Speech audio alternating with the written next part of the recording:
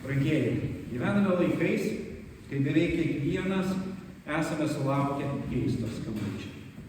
Nežinomas numeris, mandagus balsas, kartais skubus, kartais labai draugiškas. Jis kalba taip, lyg žinotų mus asmeniškai.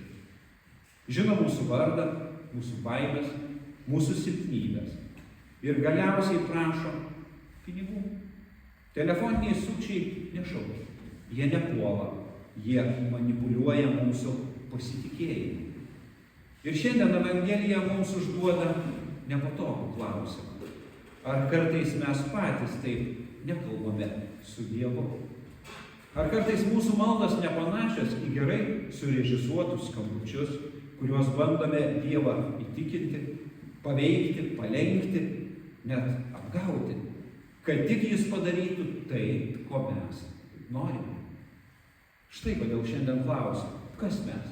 3 išminčiai ar telefoniniai sukčiai?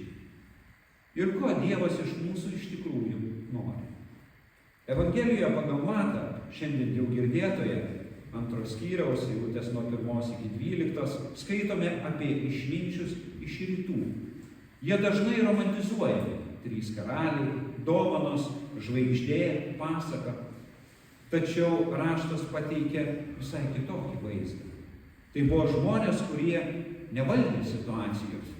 Jie nežinojo kelio, jie nežinojo detalių, jie net nežinojo, ką tiksliai suras. Jie turėjo tik ženklą, žvaigždę ir drąsą leistis į nežinią.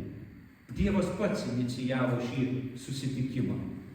Ne jie atrado Dievą, o Dievas leidosi būti jų surastas. Žvaigždė tai ne jų nuopelnas, o Dievo veiksmas, Dievo ženklas. Tai pirmasis skirtumas tarp 3 išminčių ir telefoninių sukčių. Išminčiai nebandė kontroliuoti Dievą, jie leidosi jo vedami. Atvykę į Jeruzalę išminčiai sutinka žmonės, kurie viską žino. Kunigai ir rašto žinovai cituoja pranašus be klaidų. Jie tiksliai nurodo vietą, Betliejus. Tačiau žinantis ir lieka tik žinantis, o ieškantis eina ir susitinka su Dievu. Rašto žinovų tikėjimas dažnai primena mūsų tikėjimą.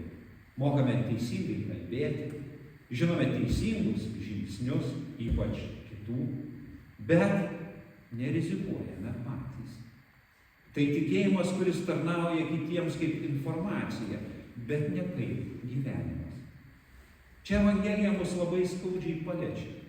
Galime tiek daug žinoti apie Dievą, bet niekada nepasilenkti prie ėdžių. Galime būti arčiau teologijos, bet ne Kristaus. Ir tada pasirodo blogis, Erodo asmenyje. Jis klausia, jis domisi, jis netgi cituoja raštą. Jis sako: pasakykite man, kad ir aš galėčiau nueiti jo pagarbinti. Bet tai melas. Erodas bijo ne dėl tikėjimo, jis bijo prarasti kontrolę. Kristus jam grėsmė jo valdymui. Erodas yra klasikinis manipuliatorius. Jis naudoja religiją kaip įrankį. Jis kalba Dievo vardu, bet veikia prieš Dievą. Ir čia mes matome paprastą manipuliavimą.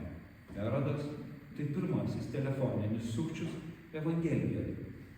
Telefoninis sukčius skambina ne tam, kad užmegztų santykį.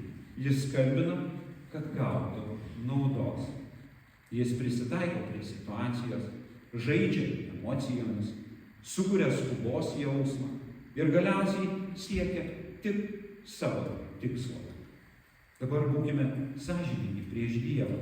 Argi kartais mūsų maldos neatrodo taip: Dieve, jei tu padarysi, aš tada.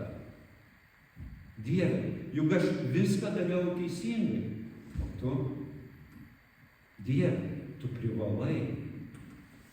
Dieve, juk tu pažadėjai. Tai nepasitikėjimas, tai derybos. Tai bandymas Dievą pastatyti į skolingojo vietą. Tai tikėjimas, kuris nori naudoti Dievą, o ne jam nusilenkti. Ir čia įstatymas mus užgula visų svoriu. Mes visi kartais tampame religiniais sukčiais.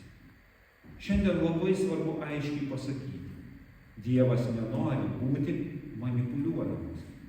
Jis nenori mūsų teisingų formuluočių, jis nenori mūsų sandorių, jis nenori mūsų pažadų mainais už jo veikimą, jis nenori mūsų vaidybos. Dievas nėra bankomatas, jis nėra paslaugų teikėjas, jis nėra tas, kurį galima įkalbėti geresnių scenarijų. Dievas nenori mūsų gražių kalbų, jis nori pasitikėjimo. Ne mūsų manipuliacijų, o nusilenkimo. Ne mūsų sandorių, jis nori santykio. 3 išminčiai nusilenkė. Juk tai ir yra tikėjimo esmė. 3 išminčiai atidavė dovanas ne tam, kad gautų, bet todėl, kad jau gavo. Jie pakluso Dievo balsui, net kai reikėjo keisti savo planus ir eiti kitų kelių. Dievas nori mūsų širdies, kuri nebando jo gauti, o leidžiasi būti mylima. Dievas Kristuje leidžiasi būti atstumtas, pažemintas, nukryžiuotas. Ne todėl, kad jį galima apgauti, bet todėl, kad jis pasirenka meilės kelią. Mes bandome iš Dievo išvilioti palaimą. Dievas atiduoda save.